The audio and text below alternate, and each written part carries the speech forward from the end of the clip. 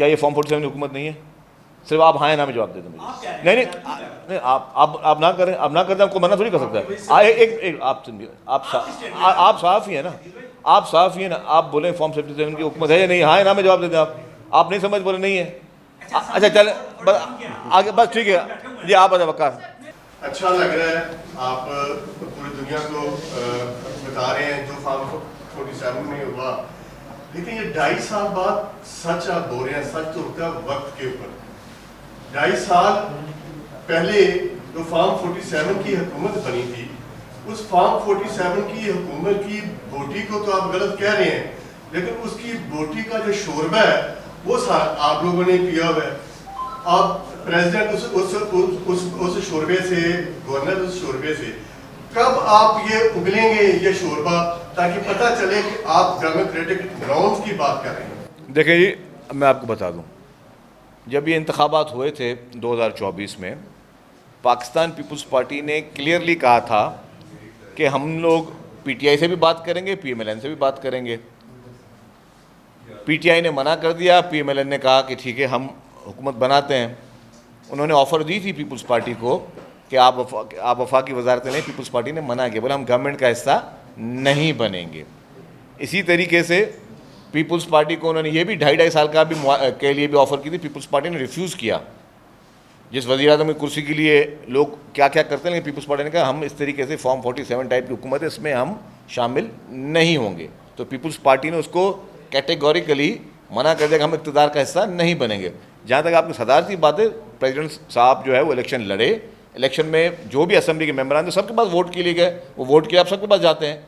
इसी तरीके से जो अमेंडमेंट्स आई 26वीं तरमीम या 25वीं 26 27वीं तरमीम में जो आई, उसमें भी जो शिकें हमें मंजूर नहीं थी पीएमएलएन की, उसको हमने नहीं अप्रूव होने दिया।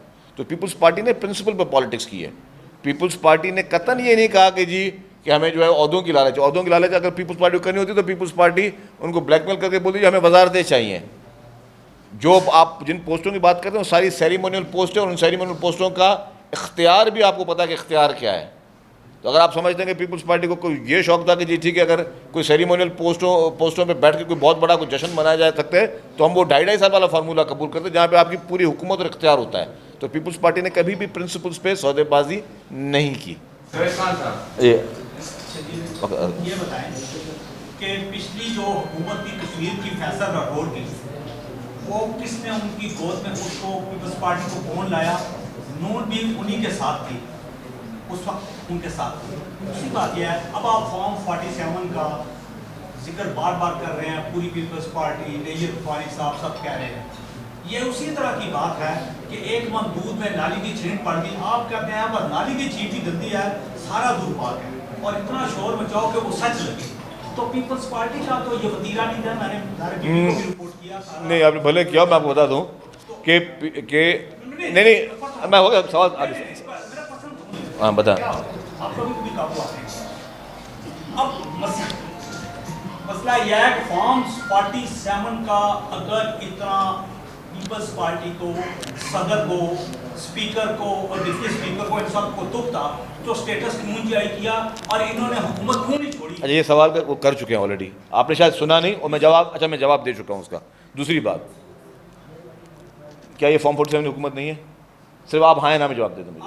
नहीं आप ना करें, आप ना करते आपको मना थोड़ी कर सकता है। एक आप सुनिए, आप साफ ही है ना, आप साफ ही है ना। आप बोले फॉर्म 47 की हुकूमत है या नहीं, हाँ या ना में जवाब देते हैं। आप नहीं समझ बोले नहीं है। अच्छा चले आगे, बस ठीक है जी, आप बता वकार। एक बस ये सब ये बताएं कि हमने तो सुना था कि अच्छा डॉक्टर वो होता है जो ना सिर्फ बस को डायग्नोज करे बल्कि उसका इलाज भी करे। आपने बता दिया कि ये इतनी धांधली हुई, ये हुई। हमसे भी जानना चाहेंगे पीपल्स पार्टी की क्या मजबूरी है कि वो अभी सारे प्रोसेस को दुरुस्त नहीं करेगी और दोबारा जाके अगला जो मरहला है, जो तीसरा, उसमें दोबारा वो शमूलियत इख्तियार करेगी और दोबारा लड़ेगी? देखिए जी, इलेक्शन में तो पीपल्स पार्टी उन कश्मीरियों के मुफादात के लिए कॉन्टेस्ट करती रहेगी आखिर दम तक।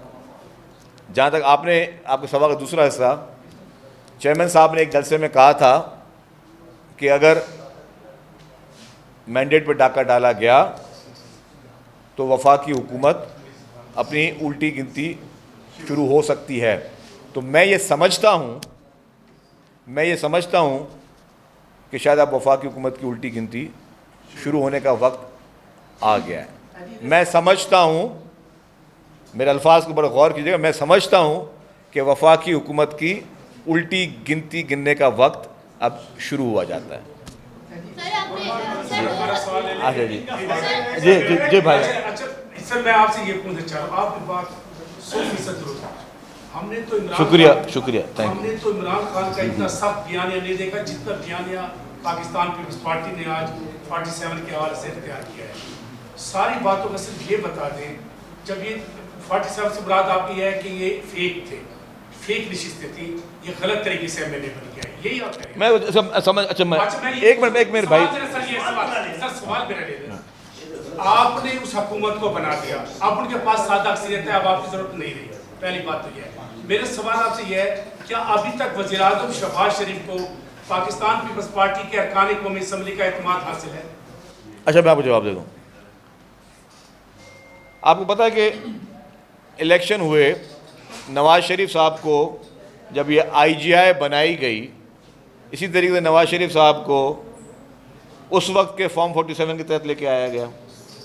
इस पर एग्री करते हैं, इस पर भी नहीं करते अब? अच्छा करते हैं। पीपुल्स पार्टी को सिर्फ 17 सीटें दी गई। शहीद कायद मोहतरमा बेनज़ीर भुट्टो साहबा ने कहा कि हमें पता है कि हमारे मैंडेट पे डाका मारा गया है। और लोगों ने कहा कि मोहतरमा आप वो 17 लोगों को बोलें कि वो हल्फ ना उठाएं, असेंबलियों में ना जाएं, इस्तीफा दे दें। मोहतरमा ने कहा नहीं, मैं इसी असेंबली में बैठूंगी, मैं उनका मुकाबला करूंगी, और भले मैंडेट पे डाका डाला हो, हम अपने उस सिस्टम को चलने देंगे। हमने अभी जो कुछ किया है वो पार्लियामेंट के सिस्टम को चलने के लिए कुछ किया। रीज़न इसका ये था कि अगर हम नहीं चलने देते तो पहले 9 माह में इंतखाबात हुए थे, और फिर ये हो सकता है और ज़्यादा तोल हो जाते, क्योंकि अगर कोई कानून ये कहता है अगर कोई भी पार्टी हुकूमत नहीं बना सकती थी तो दोबारा इंतखाबात होने थे, और दोबारा इंतखाबात में फिर पता नहीं कौन सा फॉर्म आ जाता। तो इसीलिए पीपुल्स पार्टी ने बड़े सोच समझ के CC ने उसका फैसला किया, ठीक है हम PMLN को हुकूमत बनाने देते हैं, डिस्पाइट कि हमें पता था कि वो गलत मैंडेट के साथ बैठे हैं। तो जो दूसरी दो हमारे पास 2 चॉइसेस थी ना, एक PTI और PMLN। PTI ने कहा कि हम आप किसी से बात करने के लिए तैयार नहीं है। आपके सामने इमरान खान साहब के बयान जेलों से आते थे, और इन्होंने कहा कि जी हम आपको साथ जो है PMLN के पास के अलावा और कुछ चॉइस नहीं थी अगर पार्लियामेंट को कंटिन्यू करना था तो पीपुल्स पार्टी ने बहुत सोच समझ के वो फैसला किया।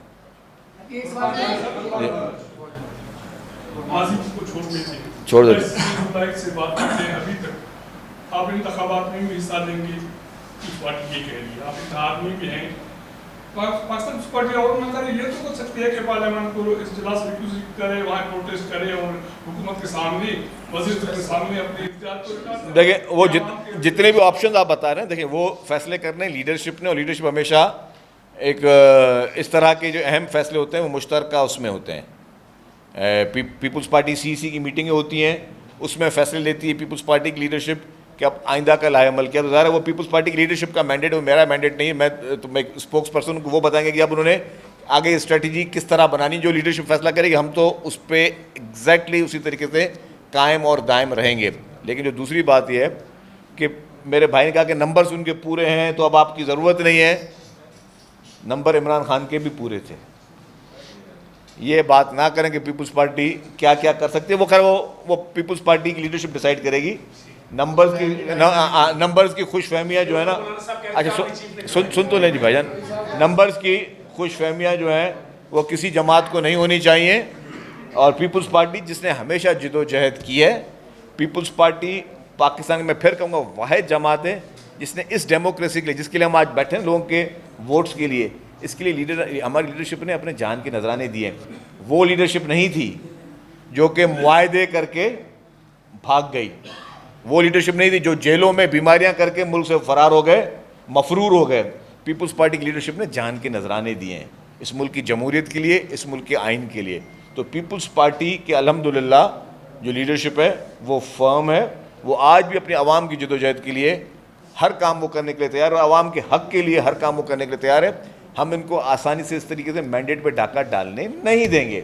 हम नहीं समझते कि मतलब कि हर बार कोई आके, पहले मैंने कहा कि वफाकी हुकूमत पर डाका डाल दिया, पंजाब हुकूमत पर डाका डाल दिया, अब फिर वो कश्मीरियों के हक़ में जो है उनके वोट पे ताकत डालने की, अगर वो समझते हैं कि हर बार उनको हर चीज़ हजम हो जाएगी तो इस बार हजम नहीं हो सकेगी। थैंक यू वेरी मच, बहुत बहुत शुक्रिया।